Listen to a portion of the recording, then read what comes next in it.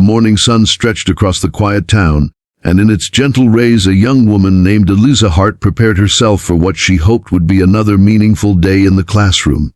She was just 24, fresh from college, the kind of teacher who believed that education was more than memorizing formulas and writing essays. It was about shaping hearts and minds. She had grown up with very little, raised by her mother after her father abandoned them, and every book she read as a child felt like a window into a better world. She had promised herself that when she became a teacher, she would never let a child feel unseen or unworthy. Yet life inside the walls of Stonebridge High was not as warm and hopeful as she had dreamed. The school was known for its glossy reputation, but beneath the surface it was divided between those who came from wealth and power and those who struggled silently in the shadows.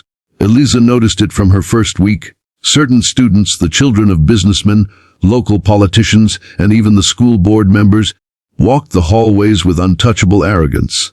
They mocked the quieter students, pushed around the ones who couldn't defend themselves, and often turned their cruelty toward teachers too. Most staff chose silence because speaking up meant risking their jobs, but Eliza wasn't wired that way.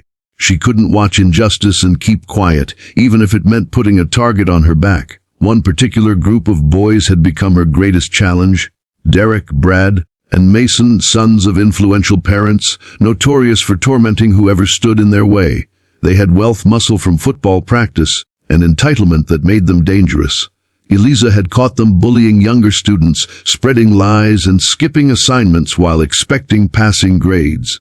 She tried to discipline them with fairness, sending notes to the principal and calling for parent meetings, but nothing changed because the administration seemed too afraid to act. Her refusal to bend made the boys despise her more. "She thinks she's better than us," Derek once sneered, slamming his locker as his friends laughed. "We'll show her what happens to nobodies who forget their place." Eliza heard whispers, but never let fear stop her, reminding herself daily that teaching wasn't about winning popularity, it was about protecting the innocent. The storm erupted on a gray Friday afternoon. The school hallways buzzed with restless energy, students eager for the weekend, and Eliza stayed behind after class, grading assignments while most teachers had already left. She didn't notice Derek, Brad, and Mason lurking in the hall, their voices low and cruel as they planned a humiliation. When she finally locked her classroom door and stepped into the empty corridor, their shadows emerged. "Going somewhere, Miss Hart?" Brad mocked, blocking her path. She tried to walk past, clutching her books close to her chest, but Mason shoved them from her hands, papers scattering across the floor like fallen leaves. "Pick them up," Mason taunted, "since that's all you're good for." Eliza bent to gather her papers, keeping her voice calm even though her heart raced. "Gentlemen, enough. Go home. This is not the way to act." But Derek grabbed her arm roughly, spinning her against the lockers with a thud that echoed down the empty hall. She winced in pain but held his gaze with steady defiance. "You don't scare me," she whispered, but that only fueled their cruelty. They dragged her toward the stairwell away from cameras, and what began as intimidation spiraled into violence. Brad shoved her down hard, her head striking the cold floor, dazing her. Mason laughed and muttered, "She won't be so tough after this." Their fists and kicks rained down, each blow a message that they wanted her broken. Eliza tried to scream, but her voice was muffled by fear and the sharp pain shooting through her body. The last thing she remembered was Derek's face, twisted with rage as her world blurred into darkness. Her fragile body lay crumpled at the bottom of the stairwell, blood pooling, her breathing shallow. When the boys realized she wasn't moving, panic flickered across their faces. "We didn't mean," Brad stammered. But Derek cut him off. "Shut up, we leave." Nobody saw anything, and just like cowards they ran, leaving her lifeless form in the shadows. But fate had other plans. A single father named James Carter, a retired Army veteran, happened to be at the school picking up his daughter Emily, who had been in aftercare. James was a man shaped by war and sacrifice, a man who knew the weight of silence and the cost of violence. He had lost friends overseas, carried scars inside and out, and raising his little girl alone was his greatest mission. As he guided Emily toward the exit, he heard a faint groan echo from the stairwell. His instincts sharpened instantly, years of training pushing him toward danger rather than away from it. "Emily, stay right here," he ordered gently, then sprinted toward the sound. What he found made his chest tighten. Elise's body, limp and battered, her face pale, her breathing weak. He dropped to his knees, assessing her injuries with trembling hands. "Stay with me, miss.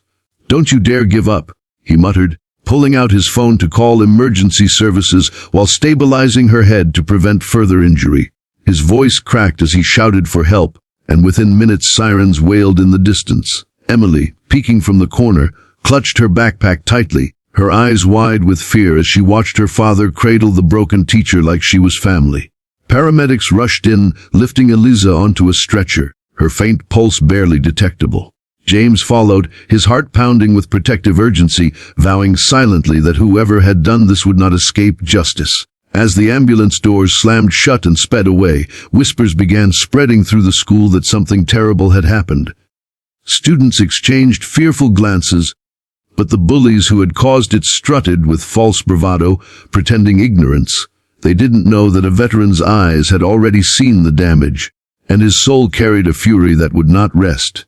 That night, as Eliza fought for her life in the hospital, connected to tubes and monitors, James sat in the waiting room, Emily curled up asleep in his arms.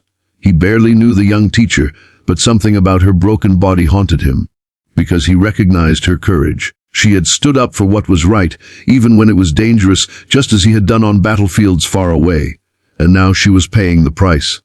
James clenched his fists, staring through the glass window at her fragile figure. "You're not alone," he whispered, though she couldn't hear him. In his heart, he made a promise that he would fight for her when she could not fight for herself. And while she lay in that coma, silent and still, the gears of fate were turning, setting the stage for a storm that would shake the school to its core. Because Eliza's mother, a woman of relentless fire, was about to arrive, and once she did, nothing at Stonebridge High would ever be the same again.